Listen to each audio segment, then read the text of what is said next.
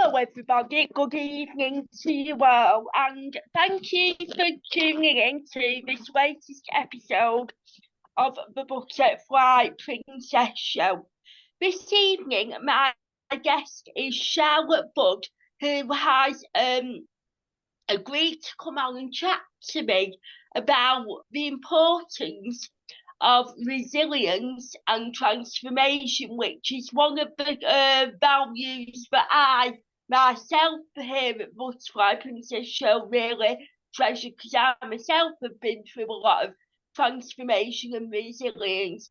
But Charlotte is here today to talk to us about her experiences of being a survivor of domestic abuse. She also does a lot of campaigning and a lot of educational campaigns with employers about domestic abuse. Charlotte has also written her first children's book, which she's had published, which is about her. The inspiration behind that is about her growing up on a farm. Unfortunately, her parents lost that farm, but Charlotte has very fond memories of growing up on that farm and would like to share the story with us this evening. So, hi Charlotte, thank you for joining me tonight. So, firstly of all, Charlotte, I know there's a lot you want to discuss, but could you tell us a bit about yourself and a bit about the work that you do? And Yeah, sure. My name is Charlotte Budd, and thank you so much for having me on this evening. So I am a survivor of domestic abuse, and I chose to kind of stand up and take ownership of my own story, I guess, and be an advocate for domestic abuse, because so many victims are not heard and don't have a voice at all in it. In my journey, I became an ambassador for EDA, which stands for Employers Initiative on Domestic Abuse. And they go into businesses, you become a member, and it's a lot of educational sources. They help to write policies to make sure that employers have the right policies for their businesses in place. And the work capacity varies from doing, writing work. We've had a new handbook that's gone out, which is amazing. It may be speaking events, all sorts of ways to get kind of lived experience involved into businesses, and then hopefully that will trickle through into society, because domestic abuse is such a complex issue, and it really does take a deeper understanding and for society to kind of understand and be involved in that, in order to help victims. And obviously, you yourself, you mentioned that you're a survivor of domestic abuse. Are you happy or comfortable to share with us a bit about your experience of domestic abuse? Yes, I was married and had a child with somebody who was abusive, and it took me a really long time to actually understand what I went through, and a lot of training myself. For a long time, I would sort of say that domestic abuse started when I was pregnant, which is 100% a major factor in domestic abuse. A lot of women will experience the start of domestic abuse or an escalation during their pregnancy, because really it comes down to power and control. When a woman is pregnant, there is a huge then imbalance. She becomes reliant on somebody financially, and she's much more vulnerable in many different ways. So that is a huge factor in that power and control side of domestic abuse, which is really at the core of all domestic abuse. But for me, with my understanding now, I realise that really that control started to trickle in many years before I even really knew. And it continued even long after I left. I left when my daughter was 3 months old, after suffering quite a lot through my pregnancy. He would quite often threaten violence. He would be really intimidating. I would get silent treatment. There was a lot of financial control. And I walked away when my daughter was 3 months old, after he had come home drunk, and there was a physical attack and the police were involved. But even at that point, I knew what was happening was really wrong. I knew that I wanted to get out. I knew that I didn't want that for my life or for my daughter, but still at that point didn't really have the vocabulary or the deeper understanding. And because of that, I was quite naive. I didn't have the right tools to deal with it. So I then suffered 10 months of post-separation abuse, which probably had a really profound effect on me, because I thought that I'd done the right thing and walked away. And I tried to keep contact going with him and my daughter, thinking that that was the right thing to do. But unfortunately, it just gave an avenue for him to continue that abuse, and it never really ended. It went on for 10 months quite badly, and it ended in him threatening to kill me, him further attacking me. But the truth is, when you have a child with somebody, that post-separation abuse never really ends. And there's always that element of control. And for many people in all different situations, post-separation abuse affects many, many victims of domestic abuse. So that's one of the things that I speak about a lot, is trying to get away from that, the myth that if you walk away, that then you're safe. And quite often in society, people would say, you know, why doesn't she just leave? But the truth is, it's not really ever as simple as that. And we know that's actually a time when you become more vulnerable. You're more likely to be killed by an ex-partner at that point, because they've lost control and they will do whatever they can to keep it. And I think it's something like 96% of domestic abuse victims will suffer some form of post-separation abuse. So I think it's really important to keep that in mind, and think about that, and think about the language we use around domestic abuse victims and others, so that we can fully support people when they do leave. Yeah. And I was wondering if I could ask, you know, when you talk about pre-separation abuse and things like that, I mean, for the woman in your case who suffered it, let's not forget that men can be victims of domestic abuse as well. I think it's mainly thought of women being victims of domestic abuse. You said you decided to leave when your daughter was 3 months old. Now, I have 2 questions I wanted to put. One is for, as a parent, a new parent to a very young child, it must have been very daunting to you to go out and leave that partner, because you may have felt like, where do I go now? Where's my next support? But on the other hand, was there a sense of guilt that because you left, were you thinking about, oh, am I preventing my child from having a relationship with the father?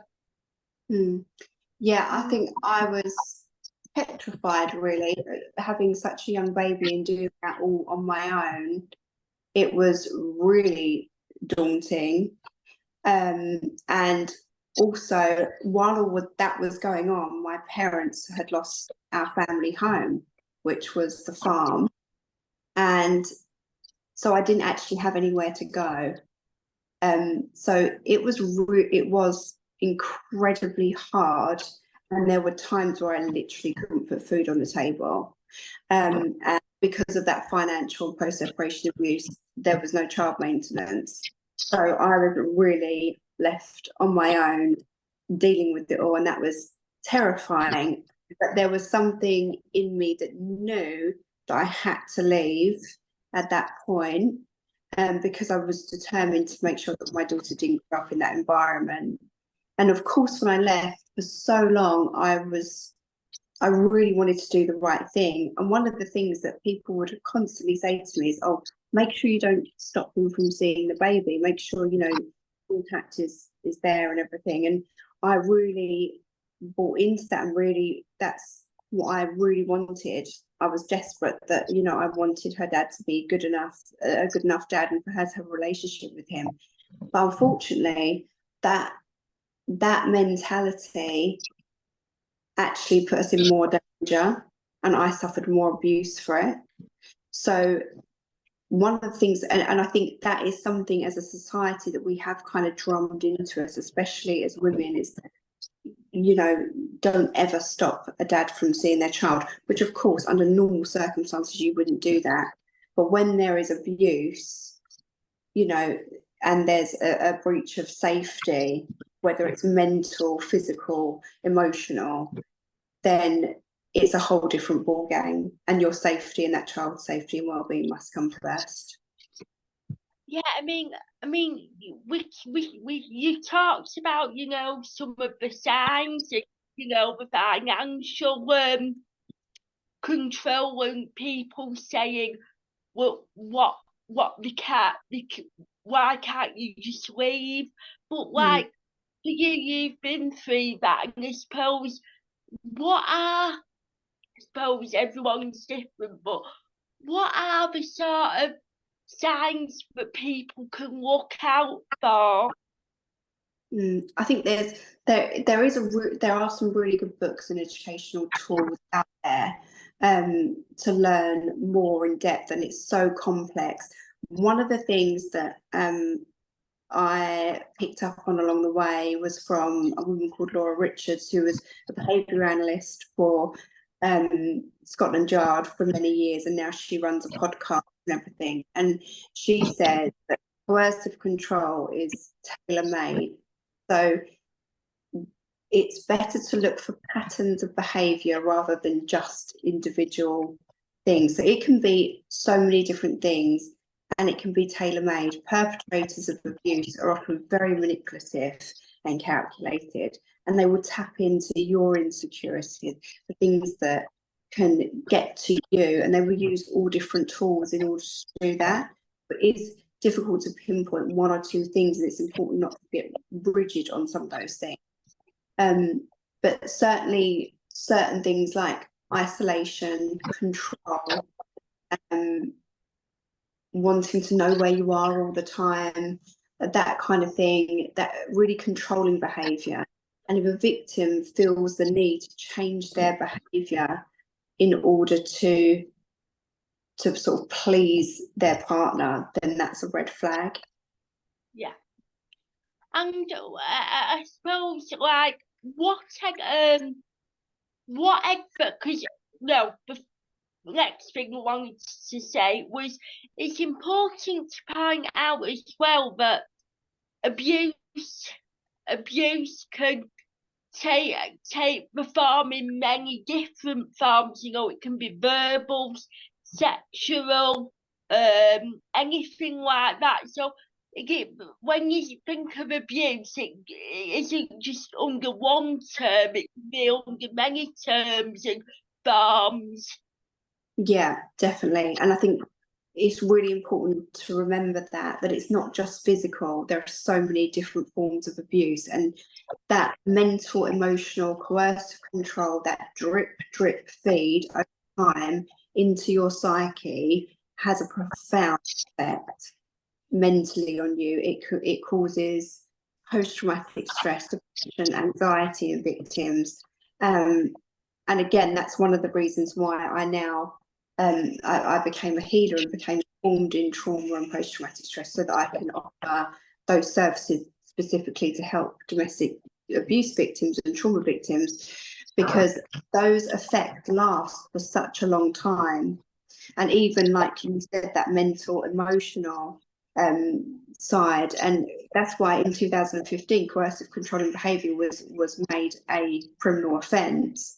And now there are new laws that are passed this year for coercive controlling behaviour extended to post-separation abuse is now officially illegal.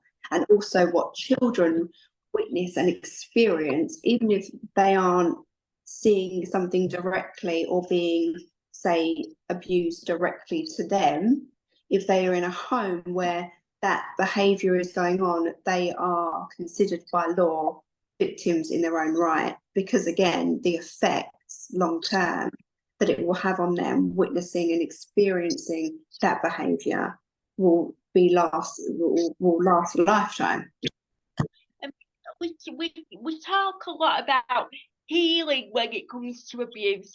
You mentioned, some of the things you offer people who have been victims of domestic abuse. And I can relate to this pretty well, even though I've never been a victim of a domestic abuse relationship. But as a very young child, I was the victim of horrendous bullying and verbal and mental abuse, saying that I was no good at anything, I was a mess, I will never amount to anything in life. And I've got to say that that's really impacted me for the past. I'm 31 now, and I've only sort of come to terms with it and sort of put it into a box in the back of my mind. As a victim of abuse, it never fully goes away from you, but yet learn strategies to deal with it. And I'm 31 now, and I was abused by a caregiver, and I left that caregiver's care 20 odd years ago now, and I'm still coming to terms. I'm just out coming to terms with it and learning to live with it. I have had various counselling sessions, self-harming and stuff, so it does impact you, and it takes a very long time for you to heal and come to terms with it. Yeah, it does. And because I think any type of abuse or trauma, especially when it's from someone, like in your case, that was in a position of power over you already, there's already that imbalance, because they're supposed to be a carer. And it's similar to if you're in an abusive relationship, that you're with someone who's supposed to be there to care for you and love you, and that changes you on a cellular level. And I think the healing journey is incredibly difficult, and it's unique to everybody. Different things work for different people. But something that I've explored is more somatic healing. So I've gone through lots of therapy myself, but one of the things that I've found helpful is learning Reiki and learning how to self-heal through meditation, loads of different things, and that can look different for everyone, because it's really important as well to empower victims so that they can take back some power. They can do something for themselves and rebuild themselves and transform themselves, because there are going to be moments where therapy obviously has its place, and like I said, I've had therapy and believe in that source, but you also need to be able to ground yourself in those moments that you're suffering horrendous anxiety or depression or whatever it may be. You need to have that empowerment to do something for yourself and to self-heal, and so much gets taken from you. You have to learn to love yourself again, and that's something that you can build yourself through somatic healing, and all different avenues. And I think that's something that's coming to light more and more around healing any type of trauma, which is great. But it's certainly one of the things that I've used throughout my life, going through so many different things. Sometimes it can feel very heavy, and you need to be able to create a safe space for yourself. And sometimes people on that journey might need help to create that safe space. Yes, because again, I can fully relate to what you've said just then, because like you say, you have your Reiki and your your other practices that you do to help other people and to help yourself. In a way, that's how I see the Butterfly Princess show. You know, I've built this up from nothing. I've had very little help from people to set it up, and to me, it's my way of telling my abuser and all the people who bullied me in life that I'm not what you've said that I was.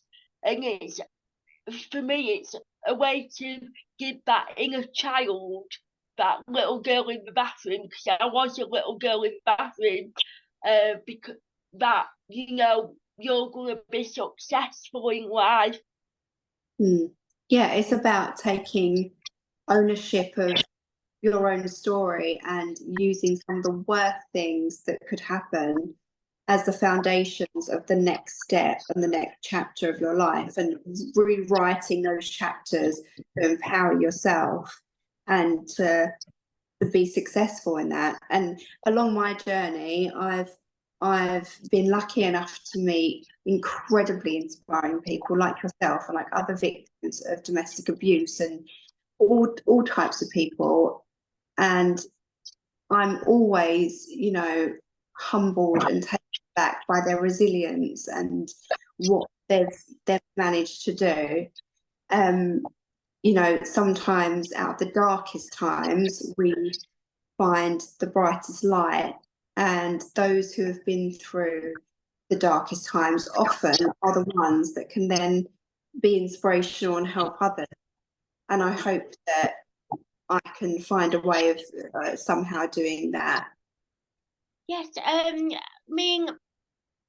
could we now talk about your time, the farm that you grew up on at Crystal Brook? Yeah. Now, unfortunately, your parents lost that farm, but you obviously have some very fond memories of your time growing up on that farm. Yeah. So obviously, when I was going through all the domestic abuse stuff, and I'd left my ex-husband, in the middle of all of that was my parents losing the farm, which was absolutely devastating. It was a really beautiful place, and I had an incredibly charmed childhood living there with all the animals. And my parents were incredibly, and still are, incredibly unique and kind and giving people, and they dedicated most of their lives to helping others. They fostered children for many years. They worked with the RSPCA rescuing animals, so we ended up with, you know, chickens, donkeys, goats, you name it, we had it. And I had a very charmed and blessed childhood because of it, and it also gave me the perfect inspiration for writing a children's book. And it's something that I always wanted to do and dreamed of doing, but sometimes you just don't get the chance to. So when I had my second son with my new partner now, I kind of had a little bit of time to sit down, and my daughter was like, "Oh, Mum, it would be so good. Can you write this story down and write it into a book?" Because I used to always tell her the stories. So I thought, okay, yeah, maybe I'll write it down and we'll just send it off to a publisher. We'll see what happens. I didn't really think that I would get anywhere with it. I didn't really tell anyone at the time. And then they came back like 4 weeks later and was like, "No, we want to publish your book." So I was like, "Oh my God, this is amazing." But it's a really great way for me to be able to honour the childhood that I had and what my parents did, and what they gave me. And hopefully people and children can find some joy in it. So could you tell us a bit about this children's book? So it's obviously based on your experiences of the farm and the different animals on the farm. Yeah, so I'm hoping that this is going to be the first of a few of them. So it's kind of based on true stories of actually little things that happened. It is just a short story for younger children. It's called, I do have a copy here, Daisy and the Sticky Escape. So it's about when I was a little girl, we had chickens, and I had a favourite chicken called Daisy. And it's just a little bit about her life on the farm and how one night she escaped a fox who would always try and break in and eat the chickens. It's about that. It's about Daisy the chicken. And where can people buy it? Because obviously, I think I've interviewed a lot of authors on my show, and I think it's very important to support authors, but especially not very well known authors. So I'd love for my audience members to support you with this book, and hopefully with your continued writing journey. Yeah, so it's been published by Pegasus Publishers, so you can go on their site to buy it, but it's also available at the moment on Amazon. And hopefully it will be in a few bookstores as well. So, but you can buy it on Amazon right now. Thank you, and I will put all the links up on that when it's uploading and everything. And so we've talked about the book and everything. I suppose just to finish off, really, I mean, two sort of questions. Well, the first one is, we've talked a lot about domestic abuse and, you know, what you went through, your personal journey. What advice could you give to anyone who's, if a man or a woman who's maybe going through domestic abuse at the moment, or a child being abused who hasn't got the strength to sort of break free from that abuse, from that situation? Yeah, I think that's a really hard one, because when you're in that, it's really difficult to see a way out. But all I could say is that you are worth more, and if you can survive what you're surviving right now, then you can survive the aftermath, and you can grow from it, and you can be safe, and you deserve to be safe. And there is light at the end of the tunnel, and also to reach out and get support and help from anywhere that you can. Yes, and so what organisations help you on your journey? So I've had some amazing support workers. I did go to Women's Aid for support, and I did the recovery toolkit with them. But I know that they're not the only ones that do it, and that was really great, because you're in a group community as well, and I'm still friends with a lot of the girls that I met there. I think it's important to make sure that you access the right help. So there are different organisations for men, for women, for people that have different experiences of domestic abuse, because, for instance, if you're gay, then it's going to be a different experience, and if you're, you know, particularly religious, then it's going to be different. So it's important to take that into consideration as well. But there are many organisations out there, like Refuge, Women's Aid, Mankind, lots of different ones that can be accessed. Thank you. And I suppose my last point is, you mentioned that you have a son now, so you're a mother of two. You have a son and a daughter. You have your son with a new partner. Yeah. So are you now happy in your life and comfortable in your life? Do you now feel that from this point on in your life that you feel that you've got a safe space, that you feel safe and secure? Yeah, I was lucky enough to meet my partner when my daughter was a lot younger, and we now have a son together. And yeah, and I've always had a great family and support around me. I think one of the most important things, though, when you've been through domestic abuse, is to re-find yourself and to heal and to be on that healing journey, and to learn to love yourself again, I think, and to be your own safe space. because then no one can try and take that away from you. Of course. Well, thank you, Charlotte. It's been very thought-provoking this evening, and thank you for sharing your story with us today. No, thank you very much for having me. Thank you. Yeah, just one minute. Could we just, once I've finished recording, could we just have a quick chat for a minute before you go? Yeah, of course. So thank you for watching, everybody. Bye-bye.